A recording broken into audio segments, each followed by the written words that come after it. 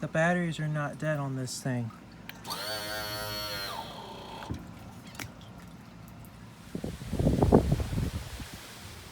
To start off with this video, I would like to point out that in order to get the tilt motor to replace, because that's typically what goes bad,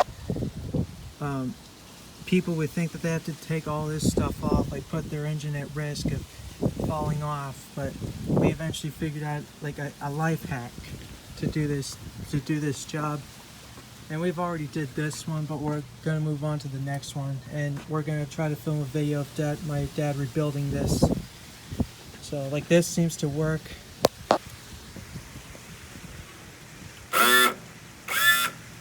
We fixed that.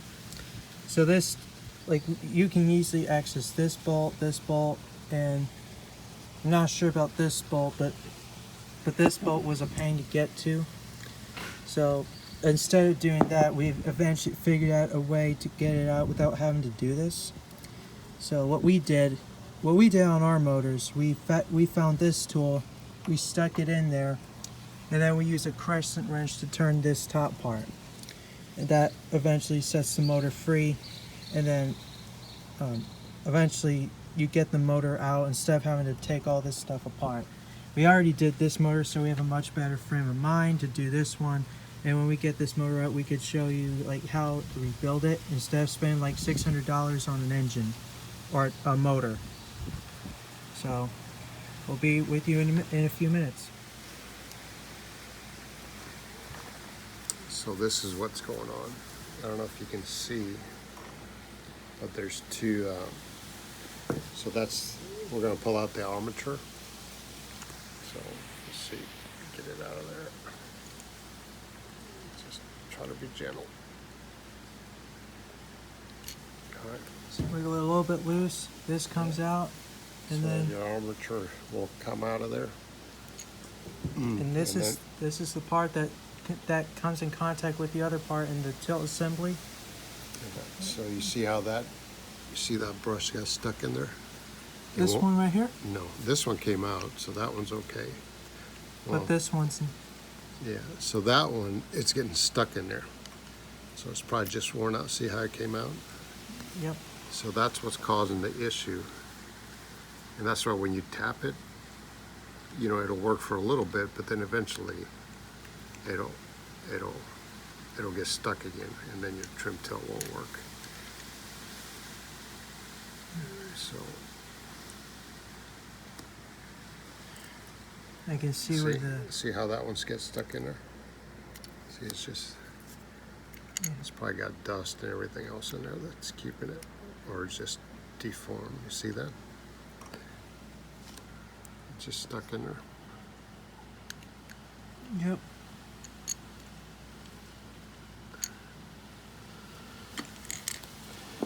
So these springs, see this one? It should be, you know, coming out like that, but they're stuck, so no big deal. We're going to take this out.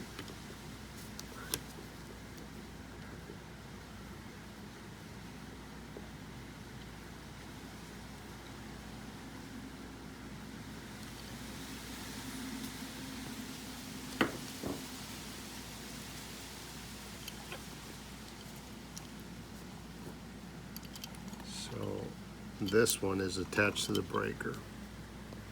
So that's your breaker. This one's the expensive part. This one you can buy for, I think it's $9, or if you buy it online. I think if you go to Marine, These are the cheap ones. That's like for your ground. yeah. So this one is the one that's about $40, but it's better than buying a whole new unit.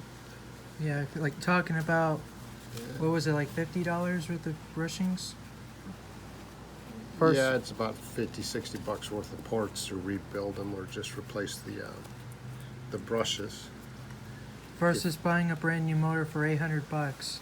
Well, if you're in a hurry and you need it right away, you're probably going to pay about $750, $780. You can buy them online on And you could buy, boats.net, I think, for about for this model engine, which is a Suzuki DF300. It's about 680, I believe.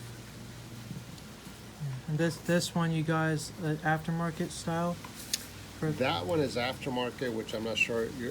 So you can buy this one for under 200 bucks, and it's an aftermarket. The problem is it doesn't have the wires aren't long enough, and it doesn't match up with the original one. So you would have to cut this. You would have to cut this and then splice the wires, which is no big deal. But if I don't have to, yeah, I don't want to do it. I I'll would. probably just keep this as a backup and Yeah, just we bought rebuild it. this one. Yeah, we bought this one as a backup, but we're trying to rebuild this one. Oh.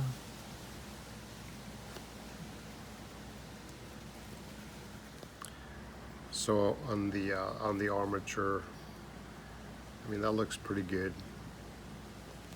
You just use the wire brush to sand it down. That's Yeah, so we're just gonna clean it a little bit, just see if we can make it shiny again.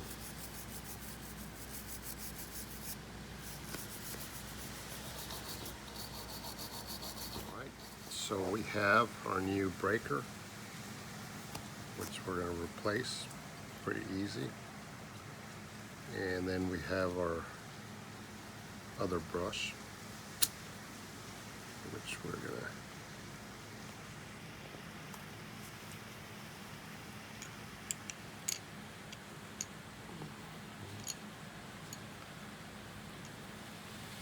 so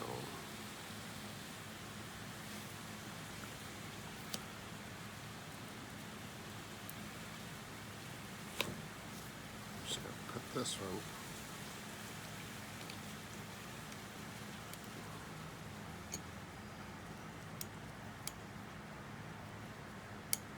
in here.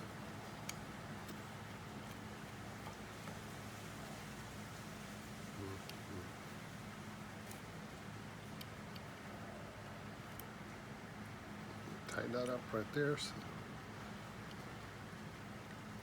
that clears.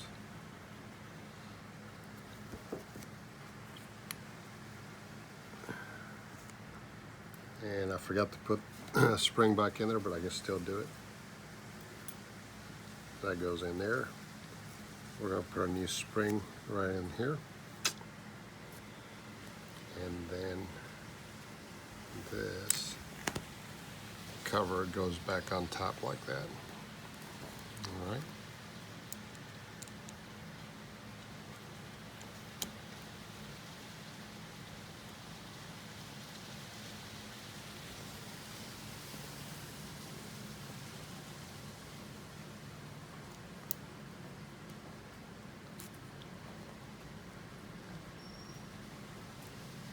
All right.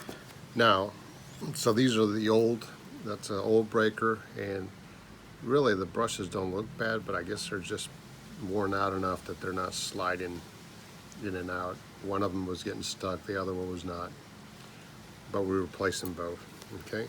So what should happen now is, or not happen, I should say, is they shouldn't be getting stuck like they were before. So, see how that one pops back out? So that one pops back out, and that one's good. And then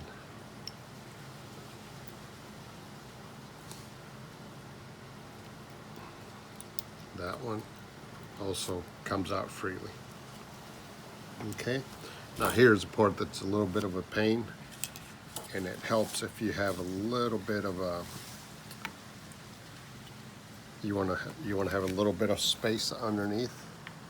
A vice grip would be a good thing to set this on, but since we're up here, we're just going to try this.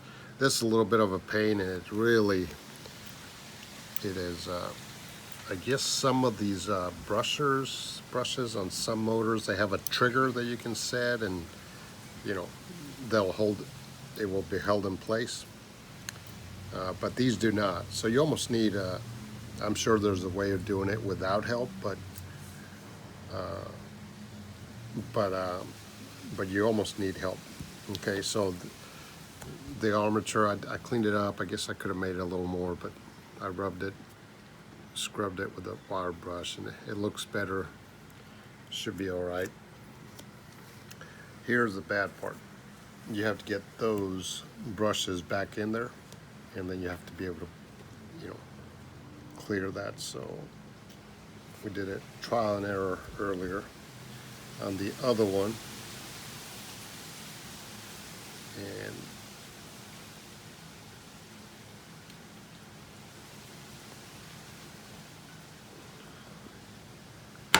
so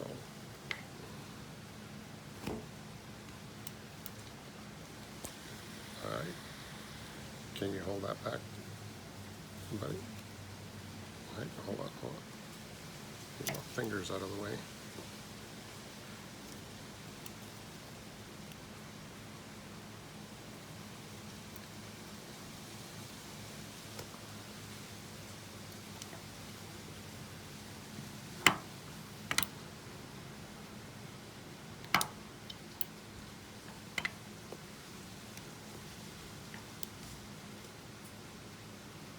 And it's hard to see, but all right, go ahead and get it in there.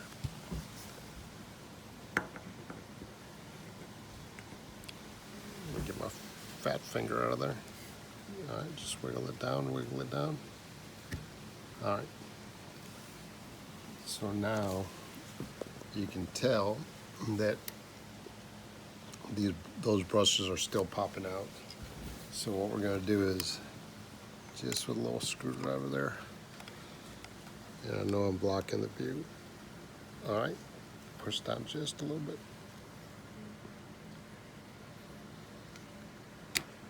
Now,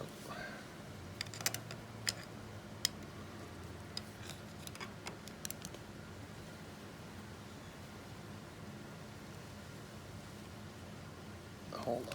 This one came out all the way.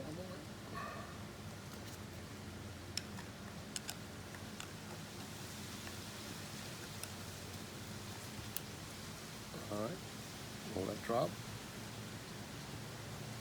It doesn't need to drop all the way, it just needs to drop enough to catch. All right.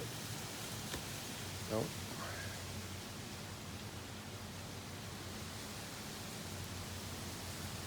Hold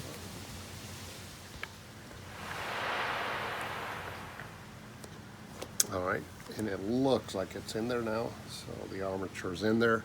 Now the reason I set this on top of the pliers is because you see this little, that thing sticks out of there. So if you have it on a flat surface, it's going to be a little bit of a pain, but that should do it. Hopefully it doesn't pop in or pop out, I should say, when we're trying to put it back in the boat. We're trying to do this on the water, over the water, so we're going to have to be super careful. But anyway, we're ready to put it back in. We'll give that a try here in a little bit.